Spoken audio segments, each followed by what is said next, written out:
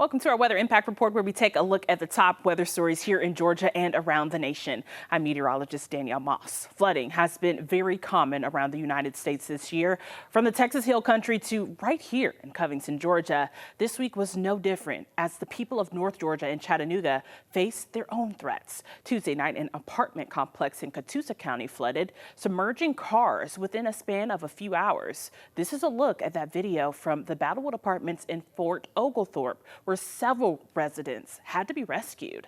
About 20 minutes north, flooding left vehicles stranded on Interstate 24 in Chattanooga, Tennessee. At least 4 people have died as the state experiences historic rainfall.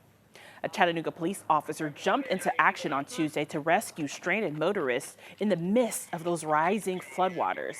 This is video released by the Chattanooga Police Department. Officer Sylvia Montana's body cam recorded her helping multiple people and a dog out of the murky water that overtook the interstate. She guided everyone to higher ground and even carried their luggage. Then she goes back into the water to rescue more people. In a social media post, the Chattanooga Police Department says, quote, "This is what it means to serve our community." Chattanooga Airport recorded more than 6 inches of rain on Tuesday, the second wettest day on record in the city's history. Heavy downpours overnight Thursday toppled trees and flooded roads in Raleigh, North Carolina.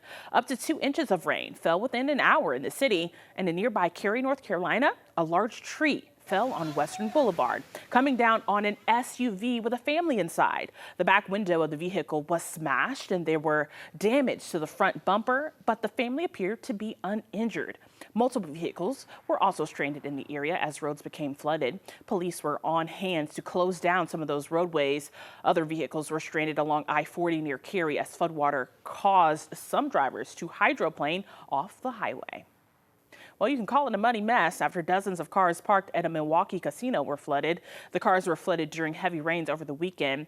After the flood, waters eased and vehicles were left behind filled with mud and other debris.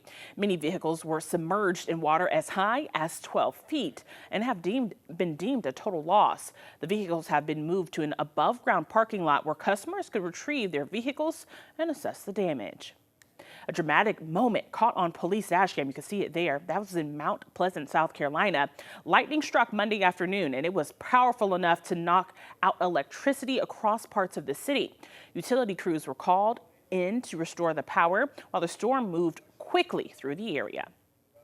Taking you now to North Druid Hills here in Atlanta, where a tree snapped at the Elm Druid Hills apartment complex. That's off North Druid Hills Road. This all happened on Friday night. Our crews were on scene. They say a tree fell between buildings 11 and 12, hitting 2 cars. Building 11 was slightly damaged, but no one was hurt. Check out this video from the same night, a video from a viewer in Cleveland in White County. That's about 90 minutes northeast of Atlanta. This Little Caesars on Main Street, where a tree fell crashing down on top of the building. Thankfully, no cars were under it at the time, but take a look at the flooding surrounding that awning. Well, the very next day, Michelle Rayvan sent us this picture after a suspected lightning strike stripped the bark off a tree in White County. That was really close to where that flooding happened at that Little Caesars. And strong storms may have sparked a house fire in Roswell Saturday night around 8:30. Neighbors on Taylor Oaks Drive say they saw a bright flash and heard a loud boom of thunder just as flames broke out in a home's attic. The Roswell Fire Department says crews got there just in 5 minutes. Luckily, no one was home, but firefighters did rescue a bird and a cat. No injuries were reported. Investigators are still working to figure out exactly what caused the fire, but they do suspect it might be a lightning strike. After a lightning strike destroyed a Georgia college student's home, she wasn't sure how she would start over. Tia Maggiato shows us how the kindness of a stranger is now allowing her to feel at home again. I'm still in shock, kind of even more, just trying to process it. It's been 1 month since Georgia Southern University student Bella Rosales watched everything she owned vanish in a lightning-related fire. Burnt through my backpack. One of my favorite books is burned through. With no renter's insurance, no family nearby, and only an internship and a tight college budget to get by, she had no way to replace any of it. Until now. That's when Mike Horn stepped in. Horn saw her coverage on Rosales, and her loss struck a chord. He too had once lost everything in Hurricane Helene. Our Statesboro community really stepped up to help me out after the hurricane. And then A week later, I lost my wife to cancer. And just the overall support, and that, I felt that it's time to get back. Horn's late wife owned a furniture store. Using what she left behind, he worked with us to replace the pieces Rosales had lost. On Monday, we went to Rosales' new home, where she had been living with just a mattress and a bed frame, to surprise her. This nice gentleman had saw my story, and he wanted to get you completely new furniture. So this is all for a tenant. I'm in shock. I'm so thankful and insanely grateful for the support of Savannah. Now, she has a furnished room and a reason to feel at home again. I think tonight might be my first night I'm actually there, which is crazy. It's a life-changing gift from a man she'd never met, showing how one act of kindness can spread far beyond one home. This is not just a one-time thing. I encourage people to step up, and help out when they see a story like this.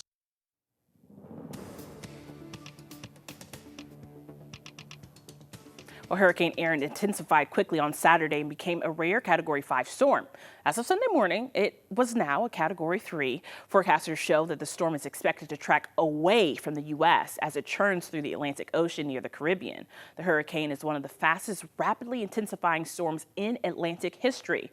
The storm is passing north of Puerto Rico, then likely curves northeast to the open Atlantic between the East Coast and the Bermuda Islands next week.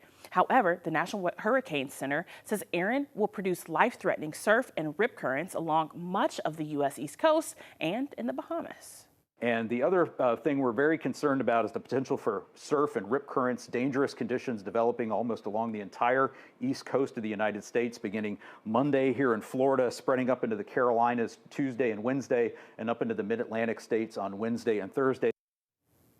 And as eyes are on Hurricane Erin, forecasters with the National Hurricane Center will be looking at a new type of data this season, machine learning models. Meteorologist Melissa Nord sat down with a member of Google's Weather Lab team and shares how they hope this new technology will one day help save lives. Can artificial intelligence predict hurricanes better than traditional weather models?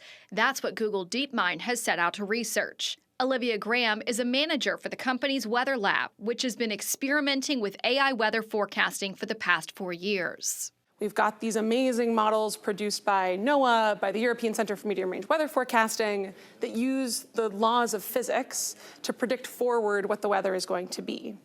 And our teams asked themselves, could we train a model based on decades of historical weather data to, even without access to those underlying laws of physics, infer patterns and predict the future? Traditional weather models use the laws of physics and thermodynamics to model how the atmosphere behaves and where a storm might go. But Google's DeepMind model takes that equation out.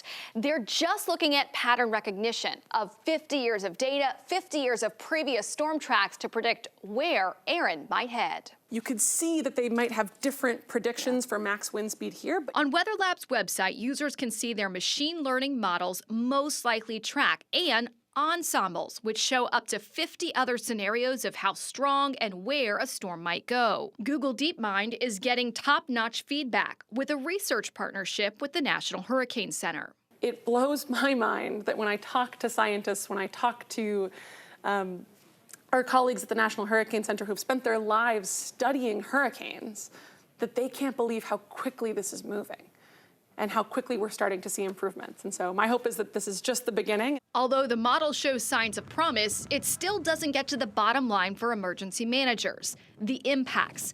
Winds are not the top killers in landfalling hurricanes. It's the water, the storm surge, and the inland flooding. That's what we're trying to understand, are what are these big problems where we might have an opportunity to come in and really build something that is very, very useful for the community. Meteorologist Melissa Nord, 11 Alive News. Google Research is also expanding their efforts with AI to look at forecasting heavy rain and flooding and fire weather, amongst other weather extremes. Well, deep-rooted in Paris Mountain State Park is a stack of steps with a rich history. The park's landmark amphitheater, built in the 1930s, was once a generational place for a gathering. Devastation from Hurricane Helene halted its use. Reporter Caitlin Ashbaugh explains how park staff are working to rebuild it step by step. You're sitting and out in the woods in a peaceful setting. Hidden between the dense tree lines of Paris Mountain, there's something unlike anything you've ever seen. So everything that you see here is historic. Political gatherings, religious revivals, community built on the backbone of these cobblestone steps. This is one of the last of its kind in South Carolina, and its history goes back almost a century. Not much foot traffic on a day like this one, as kids head back to class and rain falls over the upstate. But in the fall, that scene shifts. Every Saturday for 9 Saturdays in a row, you see the same groups and the same families with their dogs and their children coming out, and they look forward to it, and they kind of plan their Saturdays that way. Downed trees and debris destruction from Hurricane Helene delayed the crowds. 2 of my rangers, they have been here 19 and 20 years, and neither one of them has seen that amount of damage here. An iconic stage built in 2006, now barricaded by yellow tape. So we've always had issues with storms coming in and the stage getting washed away or having some damage to the solar. But the groundwork is laid in this wood paneling, a landmark being transformed. My great-grandfather used to bring my mother and her brother out here when they were little, and he knew the whole history, and so having the stage here is so important. Friends of Paris Mountain is asking for between $20,000 and $25,000 to repair the site bigger, better, and safer.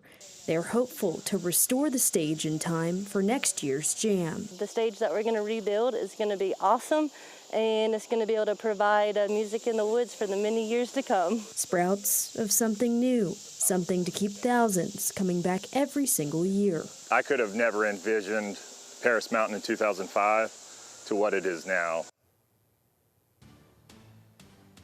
Cleanup efforts in the Texas Hill Country are still ongoing. A little over a month since the floods happened, lawmakers are trying to figure out how to prevent a tragedy like this from occurring again. Our sister station in San Antonio has the latest. The Ingram City Council has now selected a contractor to build them a 3-siren system in order to better protect from future disasters. One council member says he wants this to be done in the next few months, even if he's not alive to see it. Then I saw the little young boy or girl, I don't know, got tangled up in something and got sucked underwater. Just got pulled down by the current. I don't know. Raymond Howard will never forget the things he saw on July 4th. Already weakened from stage 4 cancer, he could only watch from his doorstep as people were swept away. I felt absolutely useless. So then, from a hospital bed, the councilman researched available siren options, set up a special city council meeting, and contacted an engineer to present a siren system. And believe me, it's going to be loud enough that the entire town of Ingram is going to hear 3 sirens going off. The presented system would have 3 sirens, including one upstream by the dam where the river comes in. The council decided to move forward with it and immediately started to look at funding. We want to do it. We know it's important. Code Enforcement Officer Stuart Gross says after seeing so many people die, they are simply not willing to wait on the state or even a study to take action. To see our firehouse used as a makeshift mortuary was just terrible, just gut-wrenching. And if you were here that morning and you lived on the river, you know why we want to do it now. And for Howard, there's another reason to move quickly. He doesn't know how long he has to live. So now he's making those sirens happen, even if it's the last thing he does. I don't have years. I want to see this said and done and operating, knowing that when I leave this earth, God takes me home.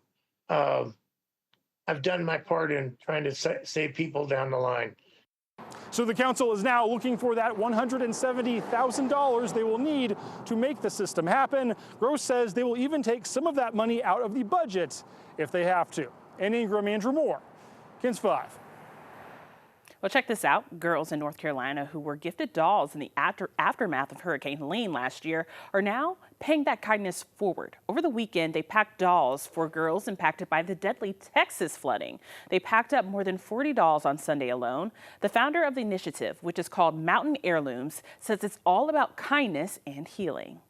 What we're just trying to do here is that we're not done in trying to help the girls in Western North Carolina heal. This takes a long time. Healing takes a long time. And I think that by having them have their story matter, but also to be able to be giving and to do something that makes them feel like they're part of something. I mean, they're part of over 300 girls here who've been through the storm together. And that makes them part of something. And now they're going to say to these girls, you're now part of what we went through. The girls' mothers are also pitching in by writing cards of encouragement to the mothers in Texas. The love after these catastrophic events has been ongoing. And this week, flash flooding and poor drainage has been to blame for the flooding that we have seen.